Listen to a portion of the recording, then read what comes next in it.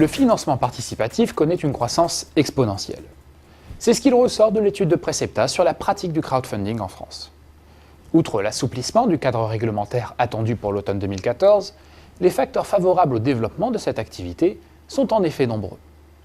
Le crowdfunding bénéficie tout d'abord de l'essor de l'économie collaborative, elle-même portée par l'attachement renouvelé à la communauté et la montée des préoccupations sociales et environnementales. Ensuite, les porteurs de projets sont d'autant plus incités à se tourner vers des modes alternatifs de financement que les effets de la crise ont massivement poussé les banques à rationner les crédits. Enfin, l'abondance de l'épargne disponible dans un contexte de faible rendement pousse également les individus à rechercher des investissements alternatifs, parfois plus rémunérateurs. Mis bout à bout, ces éléments expliquent le succès du crowdfunding en France, une pratique qui récoltera près de 150 millions d'euros en 2014 et à laquelle déjà plus d'1 million de Français ont contribué depuis 2008. Ce dynamisme favorise un mouvement soutenu de création de plateformes, avec à la clé une intensification de la concurrence. Depuis le début de l'année, une vingtaine de nouveaux acteurs sont d'ores et déjà venus grossir les rangs de la profession, portant à près de 80 le nombre d'opérateurs œuvrant sur le marché français. Si les nouvelles entrées concernent les 3 grands segments du crowdfunding, à savoir les plateformes de dons, les plateformes de prêt et les plateformes d'investissement en capital, les derniers entrants ont parfois fait le choix de positionnements différenciants, pouvant suivre 4 approches distinctes. Certaines plateformes ciblent spécifiquement les entreprises. Il s'agit pour ces dernières de jouer un rôle d'intermédiaire au financement de start-up, de TPE ou de PME innovantes. L'approche sectorielle vise quant à elle à apporter des capitaux à des projets clairement identifiés et spécialisés.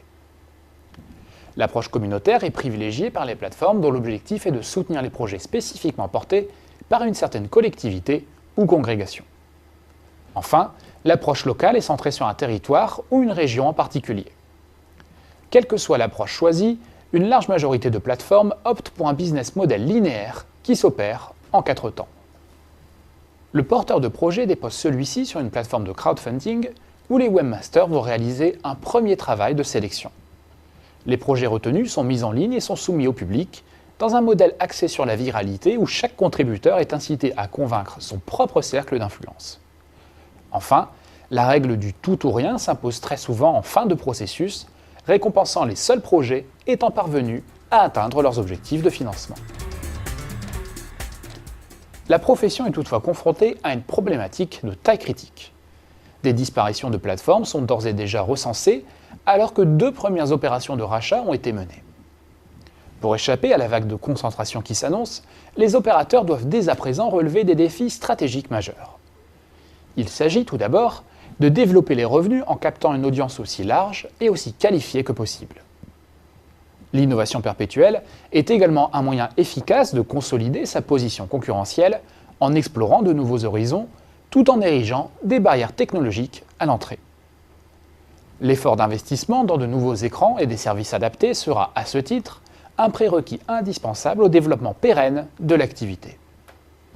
Enfin, les plateformes de crowdfunding devront impérativement se démarquer en devenant des marques sociales fortes. Les plateformes gagnantes seront, à n'en pas douter, celles qui parviendront à créer autour d'elles une valeur associative durable.